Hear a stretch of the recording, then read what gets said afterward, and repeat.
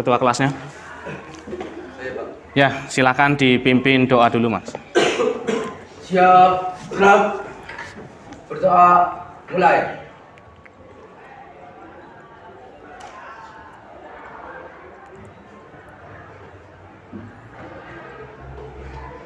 Selesai. Memberi salam.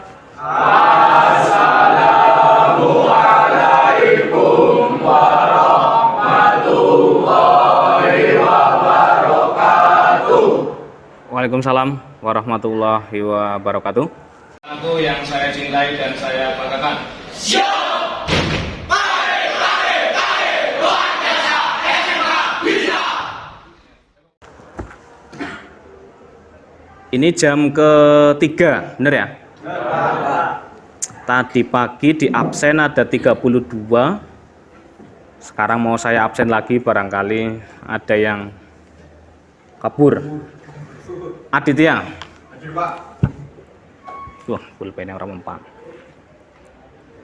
Afriza. Agung. Ibnu.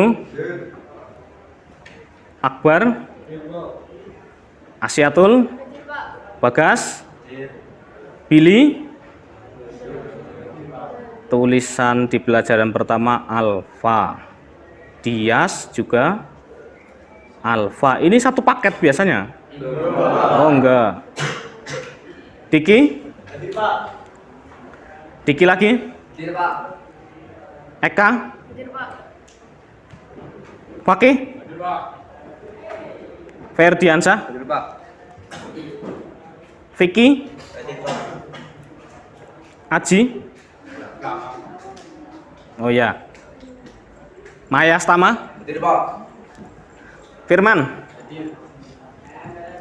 Abdul Basit? Aska? Fahmi? Indra? Wan? Saif? Niko? Naufal? Yoga? Rafael? Hari ini kalau saya tidak salah, kemarin kita sudah sampai ke materi penegakan dan perlindungan hukum. Yang kesimpulannya bahwa hukum itu penting untuk kehidupan manusia. Benar nggak? Benar. Kelas ini sudah sepakat bahwa hukum itu penting untuk kehidupan manusia. Nah, dalam rangka penegakan hukum perlu adanya lembaga penegak hukum. Benar apa enggak? Benar. Nah, untuk lebih mengetahui itu, sebenarnya kenapa hukum ditegakkan kemarin sudah ada untuk kepentingan hidup manusia. Nah, hari ini kita akan belajar tentang lembaga penegak hukum. Apa saja lembaganya, apa saja perannya, semua itu didapat dengan cara kalian literasi buku terlebih dahulu. Bisa dimengerti? Siap, bisa. Bukunya dikeluarkan. Kalian cari peran lembaga penegak hukum dan kita literasi dulu. Kira-kira waktunya 10 menit. Bisa dilaksanakan? Siap, bisa. Bisa. Membaca itu jendela dunia.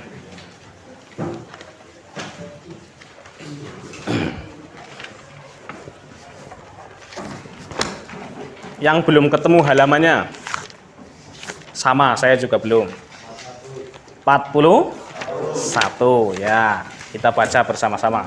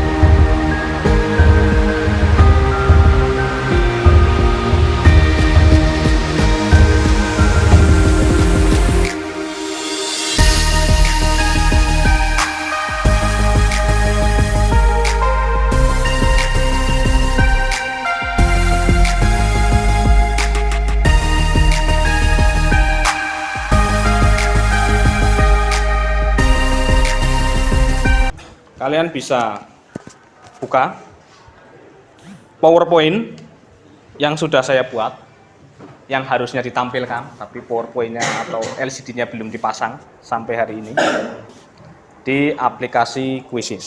Silahkan kalian boleh keluarkan handphonenya. Yang tidak bawa handphone bisa melihat di samping teman. Jadi intinya semua bisa melihat media yang sudah saya buat. Ya. Kalian ketik joinmyquizizz.com.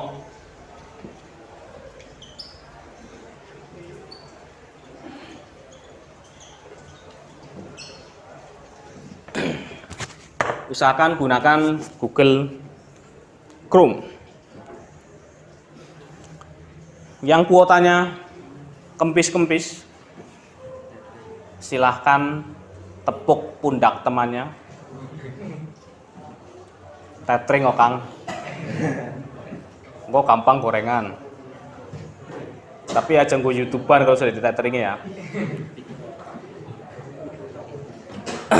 Sudah kalian ketik join my quizizz-nya? Nah, kodenya nanti dari saya. Saya juga sama, ini masih loading. Kartunya Tri.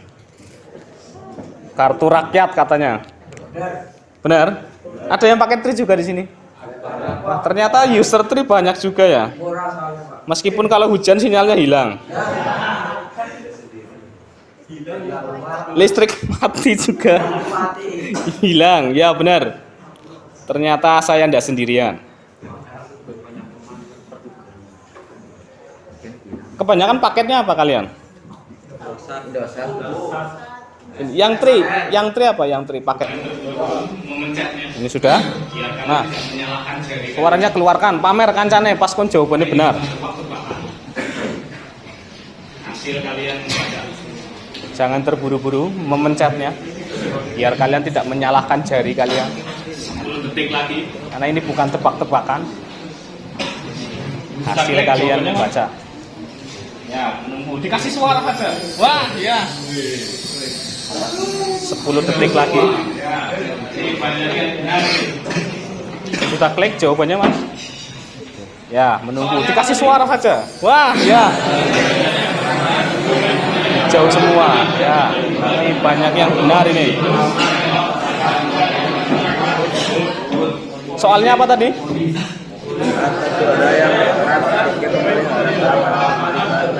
Ini sesuai dengan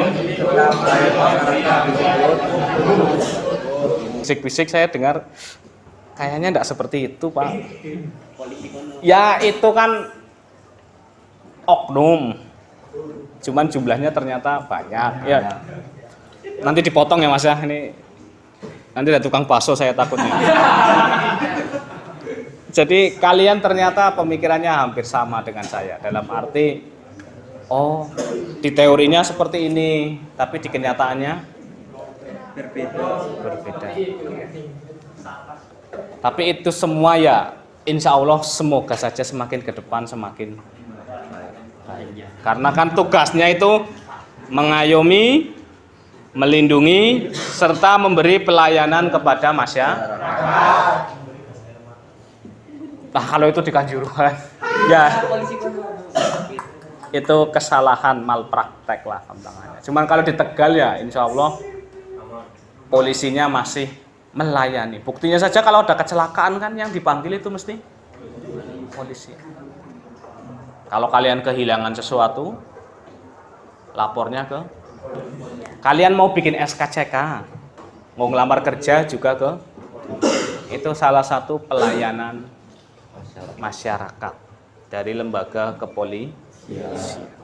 Jadi sejelek apapun lembaga kepolisian menurut kalian yang kalian lihat dari media itu masih lebih baik ketimbang kehidupan di masyarakat tanpa polisi. Karena Mahfud MD kemarin bilang 40 tahun bersama dengan polisi yang jelek itu lebih baik daripada 1 hari tanpa polisi. Paham ini? Jawabannya sudah banyak yang benar. Kita ke slide selanjutnya.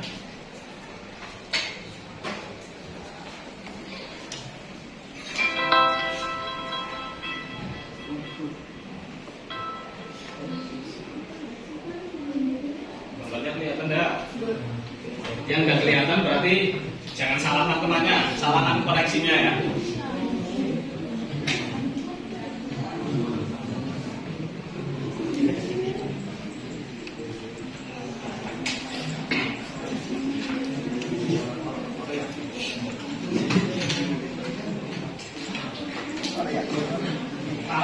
Salah aja. Harusnya mau mencet apa mas? Mau mencetnya apa tadi? Oh di bawahnya. Literasi sudah, mencoba sudah. Sekarang saya ingin kalian mendiskusikan sebuah permasalahan yang nanti akan saya munculkan di kuisis di gambar selanjutnya tentang pembacokan random di Kabupaten Tegal serta pembegalan di Tegal itu juga sedang marak. Kayak desa saya di Lebak Tua, Kecamatan Lebak ini, itu ada jalan-jalan tertentu yang dinilai rawan begal. Kenapa rawan ya? Karena memang nggak ada lampunya, sepi juga. Nah, kalian nanti akan mendiskusikan kasus ini dan lembaga apa saja yang berperan dalam pembacokan dan pembegalan acak di Kabupaten Tegal. Sebelum ke slide selanjutnya tentang apa yang mau didiskusikan, kalian tentukan dulu kelompoknya sesuai dengan menurut kalian satu frekuensi. Jadi mengerti ya? Silakan kalian pilih temannya yang menurut kalian satu frekuensi.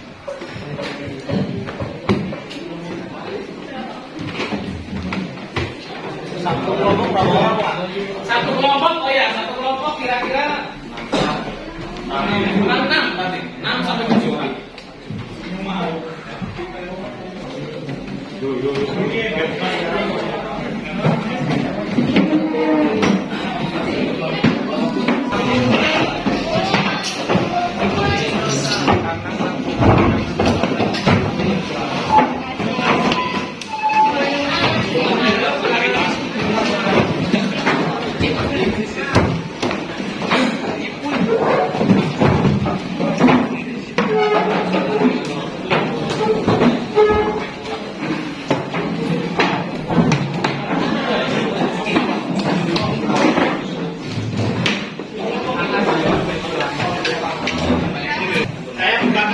Selanjutnya yang nanti perlu kalian diskusikan bersama teman satu frekuensi.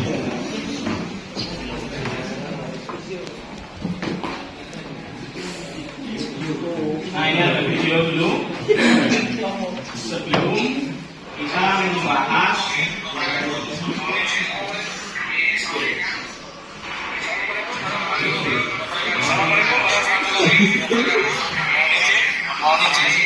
kami sampaikan di sini Polsek Klawi bersama dengan Polsek Bekasi dalam rangka polisi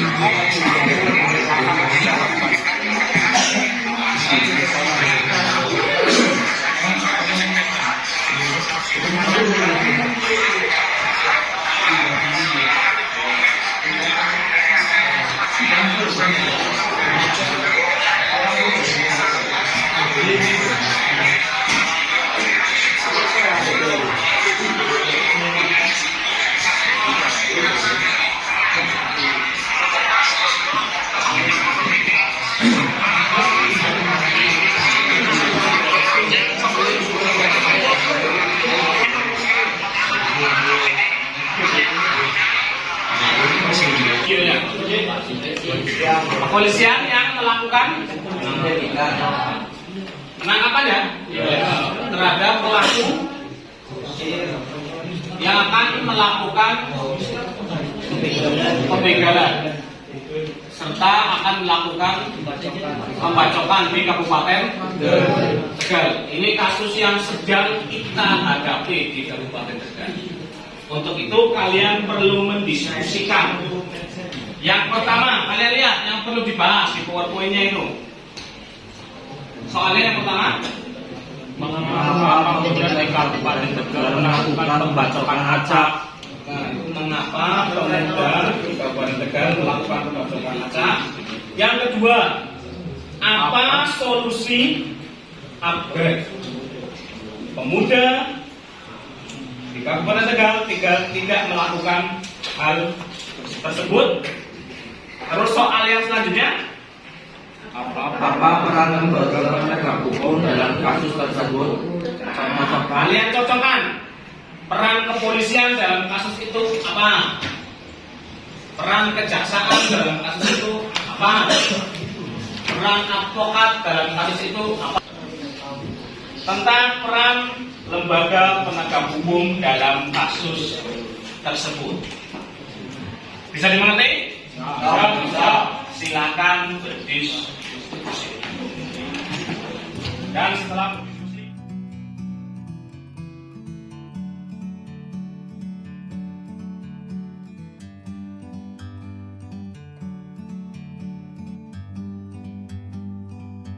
like a bird on a tree, I'm just sitting here. I got time, it's clear to see. From up here, the world seems small. We can sit together. It's so beautiful, you and me. We meant to be in the great outdoors, forever free.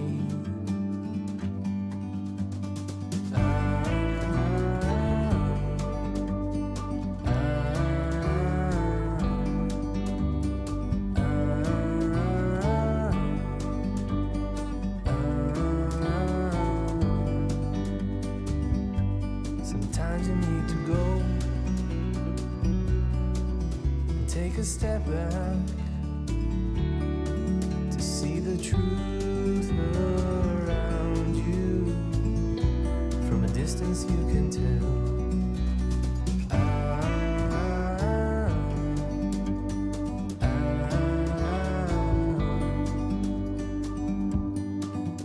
You and me were meant to be in the great outdoors, forever free. You and me meant to be in the great outdoors, forever free.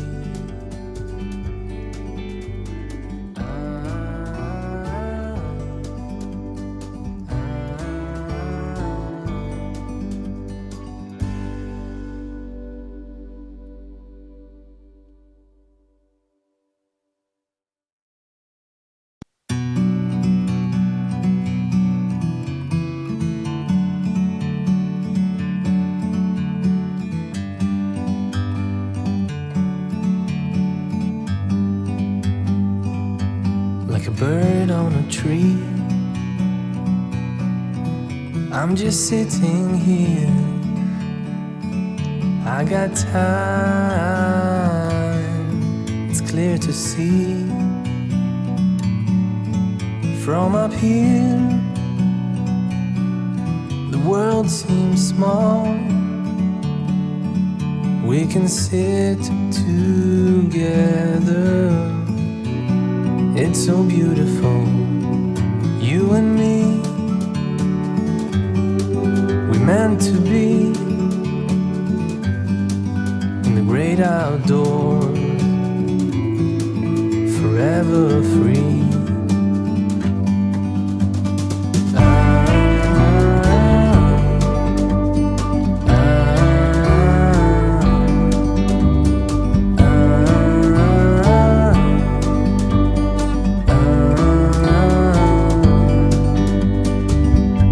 Sometimes you need to go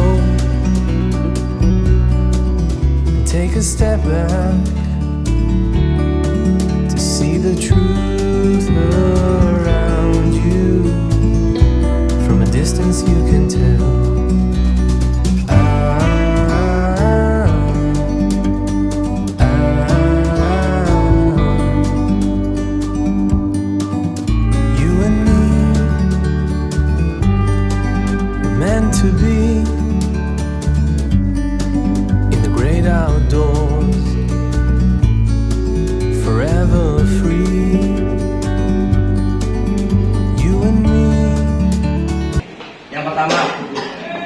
melakukan penuntutan.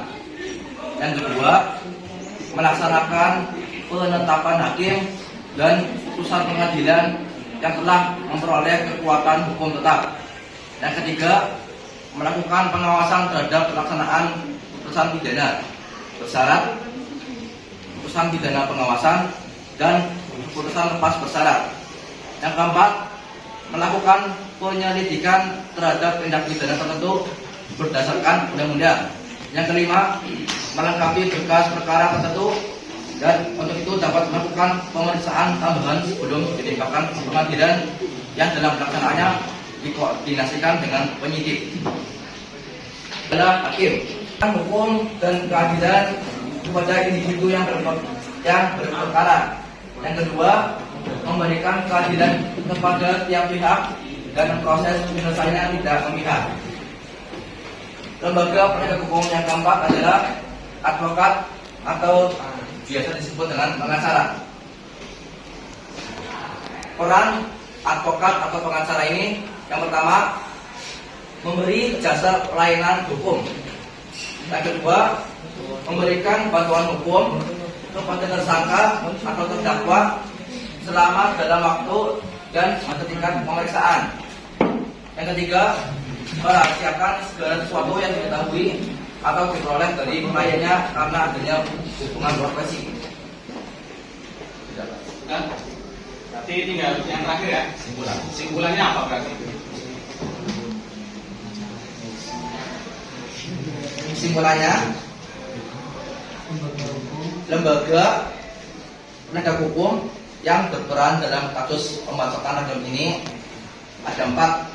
Yang pertama, polisi, kejaksaan, hakim, dan advokat atau pengacara. Ya, baik, saya coba dulu.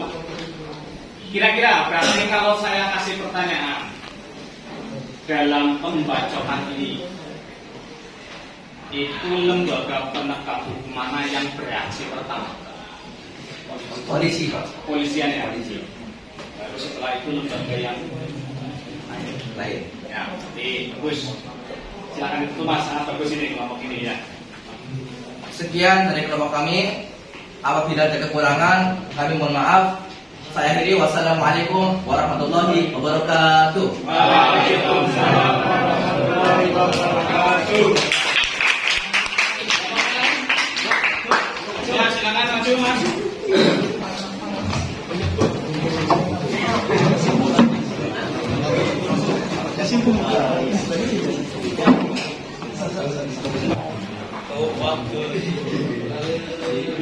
Jadi 1, 2, 3 sudah ya. Sekarang kesimpulannya apa Mas dari yang kalian diskusikan? Menurut diskusi yang kami lakukan, kami menyimpulkan bahwa kurangnya aksi dari lembaga-lembaga pemerintah sehingga kasus ini masih banyak terjadi sampai saat ini. Seharusnya pemerintah bertindak tegas supaya kasus ini dapat segera terselesaikan karena menyangkut keamanan dan kenyamanan masyarakat. Baik, berarti menurut kelompok ini terjadinya pembegalan di Kabupaten Tegal masih terjadi karena kurang tegas ya berarti Mas. Iya, Mas.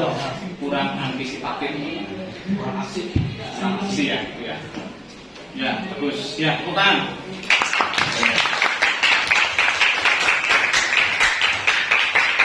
Ya, silakan untuk ya. Akhiri, wassalamualaikum warahmatullahi wabarakatuh. Kalau dari kelompok lain masih silakan.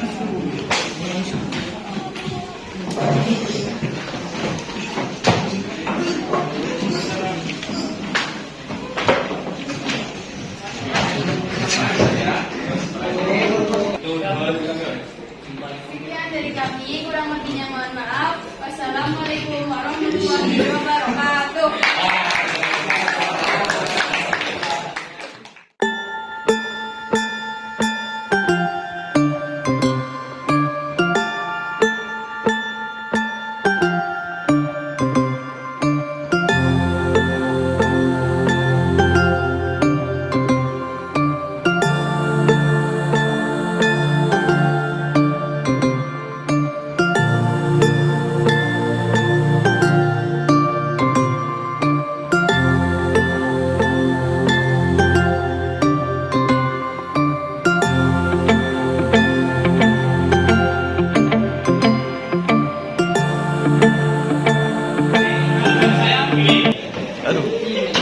Tadi sudah maju bagus sekali tentang peran kepolisian, kejaksaan, kehakiman, dan advokat. Berarti lembaga penegak hukum yang tidak berperan dalam kasus pembacokan di Tegal itu apa? Itu mengurusi polisi.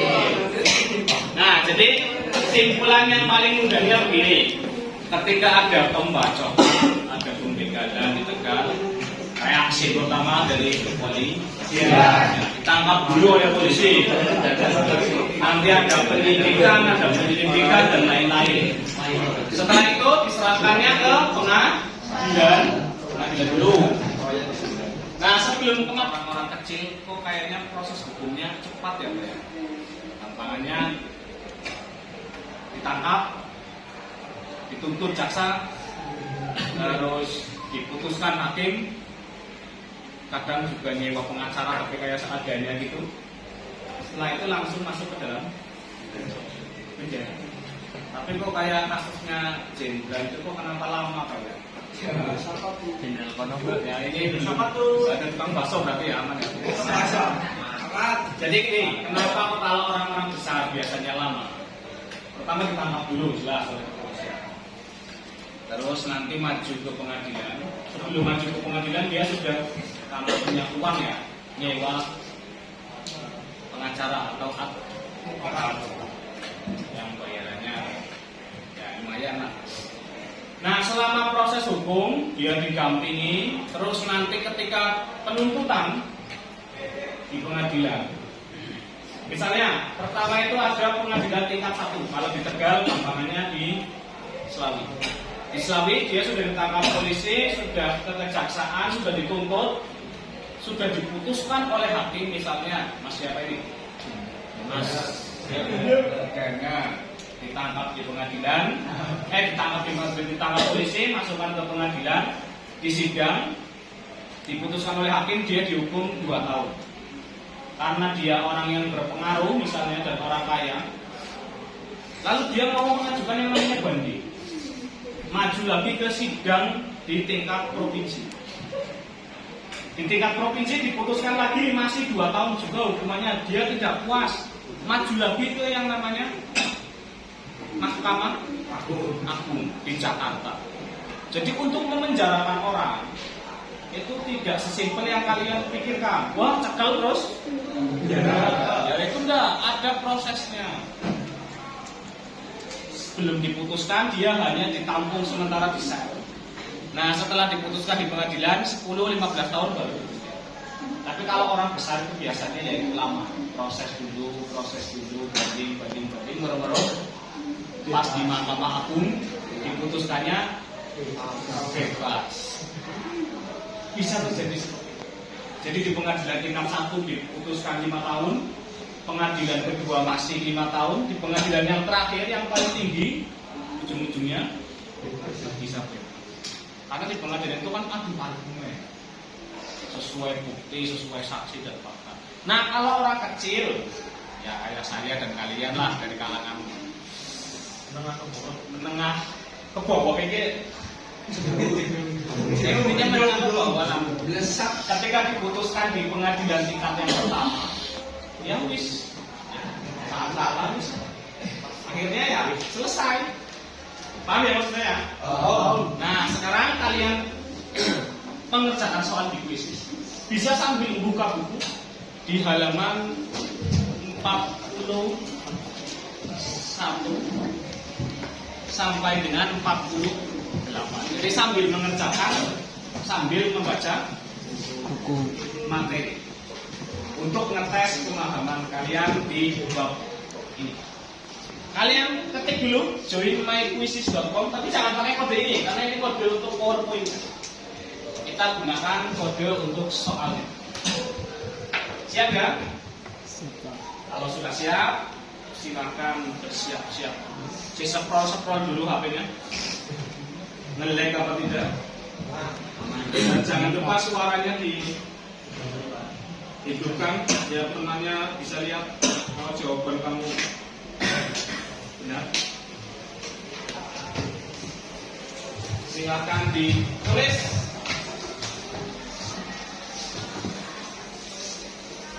masih muter-muter.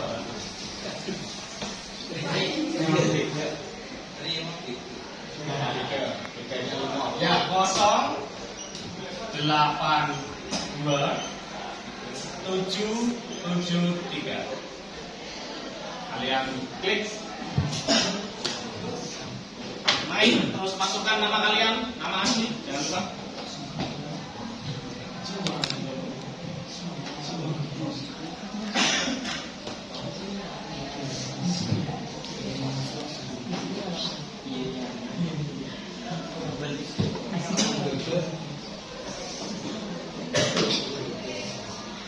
Yang kesulitan bergabung, angkat tangan biar kami bantu. Tidak usah malu-malu. Kalau untuk kesulitannya misalnya Pak ini kok nggak mau gerak, itu salahkan ya. Saya mulai ya berarti ya. Saya mulai mengerjakan ini dengan Bismillahirrahmanirrahim.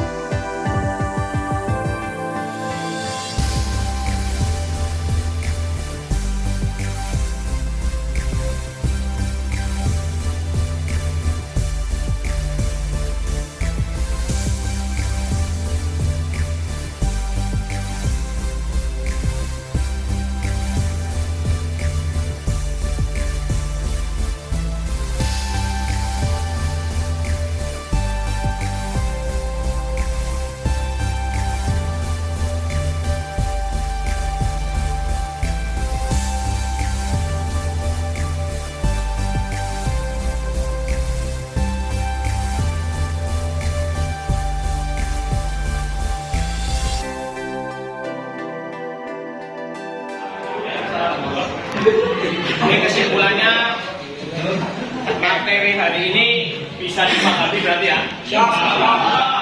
Mudah ya kira-kira berarti ya? Berarti tadi kita sudah belajar tentang peran kepolisian, terus peran hakim, terus peran jaksa, terus peran advokat atau pengacara, terus yang terakhir peran komisi pemberantasan korupsi. Minggu depan berarti akan dilanjutkan lagi dengan sanksi atau dinamika pelanggaran hukum di paham ya hari ini ya? Sebelum saya tutup, ada yang mau ditanyakan dulu atau tidak? Kegelisahan kalian tentang perang lembaga ada apa tidak? Tidak ada? Kalau tidak ada, berarti kita akhiri dengan berdoa. Ketua kelasnya Mas, kita berdoa dulu untuk pembelajaran hari ini. Semoga bermanfaat.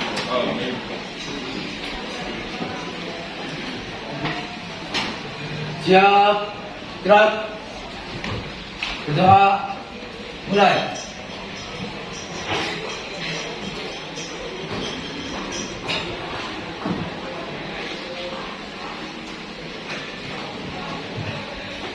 Selesai.